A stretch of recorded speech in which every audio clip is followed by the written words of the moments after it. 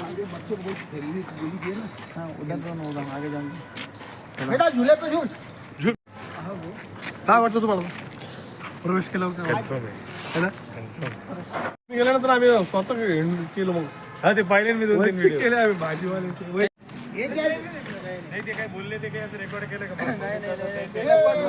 एक badminton hall का भी बोलना है। पवन साबू 1987 से मैं ज्योति नगर में रह रहा हूँ।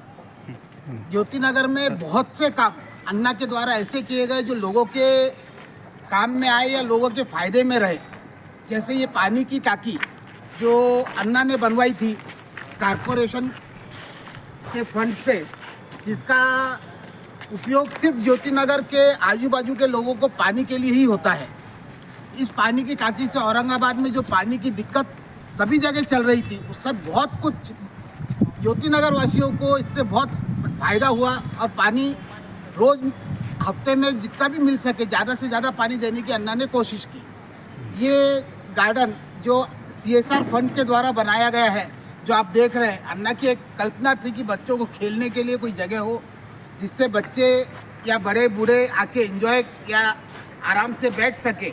ये औरंगाबाद में CSR फंड के थ्रू बनाया गया है और जो कि मिलना था वो अन्ना ने खास ज्योति नगर में खींच के लेके आए, जिससे ज्योति नगर वासियों को बहुत सी सुविधाएं मिली।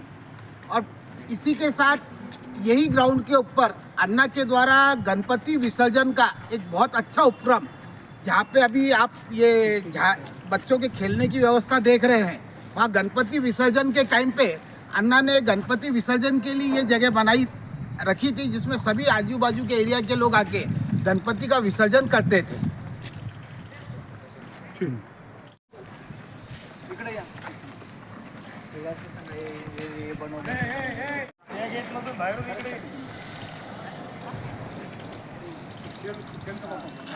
CSR फंड के थ्रू हुई है कि बच्चों के खेलने के लिए अभी काम चालू है धीरे धीरे। पर ये अन्ना की एक कल्पना थी और अन्ना की एक इच्छा थी कि ज्योति नगर में कोई ऐसी चीज़ बनाई जाए जिसके थ्रू बच्चों के लिए खेलने की व्यवस्था हो। और यही जगह के ऊपर गणपति विसर्जन में गणपति का विसर्जन की जो व्यवस्था अन्ना के द्वारा की जाती थी कारपोरेशन की मदद से हर साल, वो यही जगह पे की जाती थी। और आज उसी जगह का सदुपयोग अन्ना ने इस चीज़ के लिए किया है। आप ये जो देख रहे हैं बच्चों का खेलना आज अभी ये सब अन्ना की CSR फंड जो अन्ना ने ज्योति नगर के लिए लेके आया। CSR फंड में एक ही जगह थी जिसके लिए अन्ना ने पूरी मेहनत करके CSR फंड को ज्योति नगर के लिए इस जगह के लिए लेके आए। समीर जोशी सायगावकर 2005 पासून Kalyani garden new SBH colony येथे राहतो। जसं आपण पाहताय आम्हाला आमच्या घरापाशी पाहिजे तशा मूलभूत सुविधा सगळ्या भेटल्या आहेत आणि त्याचे आम्ही सुरुवातीपासून बघितलंय ते सर्व सुविधा प्रोव्हाइड करण्यासाठी ज्यांनी मेन प्रयत्न केलेत आणि जे एक्झिक्यूट केले ते म्हणजे हळणोरांना। आता तुम्ही पाहू शकता बॅडमिंटन हॉल हा म्हणजे हा हॉल असा आहे की हा फक्त ज्योतिनगरच्या नाही बाहेरच्या बाजूच्या कॉलनीतल्या लोकांच्या पण कामाला येतो। याच्यामध्ये ठराविक मेंटेनन्स वेळेवर होतात। महानगरपालिकेचा माणूस यामध्ये नियुक्त केलेला आहे की जो प्रत्येक वेळेच्या स्लॉटप्रमाणे सगळ्यांना बोलणं करून सगळं हे करून देतो। प्रत्येक गोष्टीची मेंटेनन्स आहे आणि पहिला हा हॉल आहे ज्याच्यामध्ये वुडन फ्लोरिंग ही कन्सेप्ट म्हणजे जी आंतरराष्ट्रीय लेवलची लोकांना सवय व्हावी खेळाडूंना त्यासाठी वुडन फ्लोरिंग याच्यामध्ये आणलेली आहे। स्वच्छतेचा सुद्धा आमच्याकडे प्रॉब्लेम नाही आहे। ग्रुपमध्ये वेळोवेळी पाण्याचे कचरा घंटागाडीचे मेसेज येतात। जरी कधी घंटागाडी वगैरे आली नाही किंवा काही झालं तरी आम्ही जसा अण्णांना फोन केला मेसेज केला तसं काही मिनिटातच आम्हाला त्याची अरेंजमेंट होऊन जाते। अजूनसुद्धा असं आहे की आमच्या बिल्डिंगमधले पण काही लोक असतील आम्ही असू लाईट गेले तरी अण्णांना विचारतो लाईट कधी येणार आहे, पण अण्णा त्या बाबतीत असं कधीच म्हणत नाही की ते आमचं काम नाही आहे। आम्ही ते फोन करतात संबंधित अधिकाऱ्यांना आणि आम्हाला ठराविक त्याप्रमाणे माहिती देतात। रेडी हो नमस्कार, माझं नाव मच्छिंद्र दत्तात्रय मोरे। मी 15 वर्ष झाले ज्योतिनगरला राहतो। माझ्या फॅमिलीच इथे आलेली राहायला। आपले हलनोर अण्णा जे आहेत त्यांनी एवढे छान कामं केले ज्योतिनगर वार्डामध्ये। आपले रस्ते वगैरे पाण्याचं एकदम काहीच प्रॉब्लेम नाही आहे आपल्या इथे। स्वच्छता आहे, टाईम टू टाईम फॉलोअप घेतात ते। अजून आपल्याला इथे जागा आहे खेळण्यासाठी। त्यांना रस्ते पण बघा किती छान केलेले आहेत त्यांनी। एकदम किती पण खड्डे कधीच पडू शकत नाही या रस्त्यावर. सिमेंटचं एकदम कॉन्क्रिटीकरण झालेलं आहे आणि आपल्या इथे सरांनी आपल्यासाठी एक छान हॉल केलेला आहे. कार्यक्रम आपल्या घरगुती केला इथे पूर्ण गार्डन करणार होते. थोडंसं एक असल्यामुळे वावं याच्यामुळं पाण्यामुळं थोडासा प्रॉब्लेम येत होता. तर आता परत एकदा चालू करणार आहे. एकदम छान व्यवस्था आहे ज्योतिनगरमध्ये. कोणतीही अडचण नाही आहे, काही नाही आहे आणि एकदम स्वच्छता पण ठेवली जाते. खूप छान. माझं नाव तुषार मंडोते. मी ज्योतिनगर प्रभागमध्ये राहतो आहे मागच्या 30 वर्षापासून आणि इकडचे जेही काही कामं आहे ते चांगल्या पद्धतीने होत आहे. तर गिरिजाराम हलनोरांना यांचं काम चांगलं आहे, त्याच्याबद्दल काही शंका नाही. तुम्ही 30 वर्षापासून इथं राहता, तर 30 वर्षापूर्वी या वस्तीमध्ये काय म्हणजे असुविधा होत्या, म्हणजे गैरसोयी होत्या आणि आता त्याचा कसा पालट झाला आहे? एकतर रोड चांगले झालेले, सिमेंट रोड झालेले, ड्रेनेजची पाईपलाईन चांगल्या पद्धतीने झालेले आहे, जिकडे चोकअप होत नाही आजकाल. आणि तिसरं म्हणजे पाण्याचा प्रश्न चांगल्या पद्धतीनं निवारण करतात त्यांना.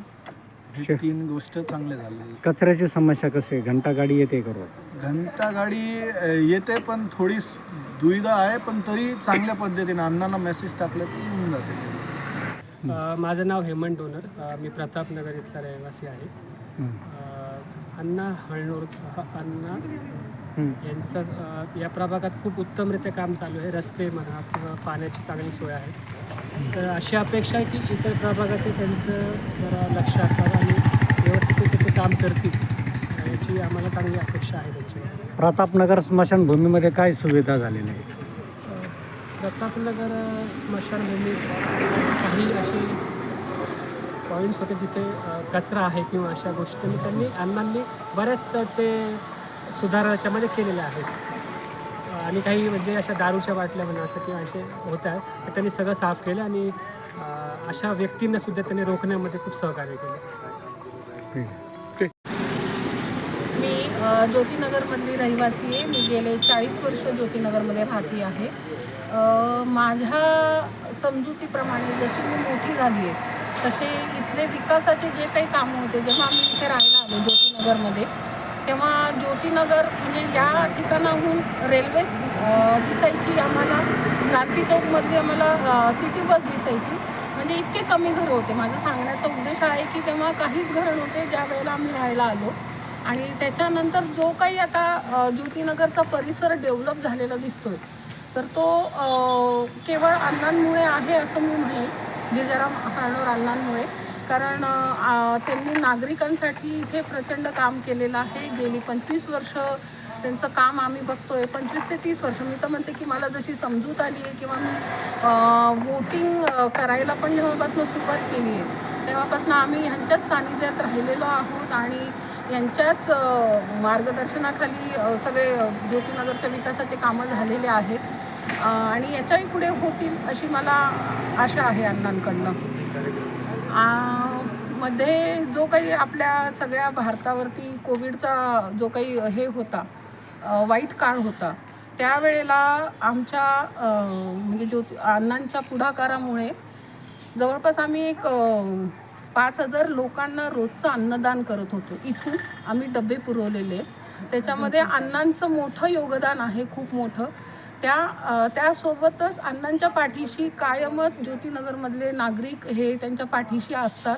त्यांनी कुठलाही विषय जर काढला की हे करायचं का असं जर जेव्हा नागरिकांना विचारतात तेव्हा नागरिक त्यांच्या पाठीशी असतात.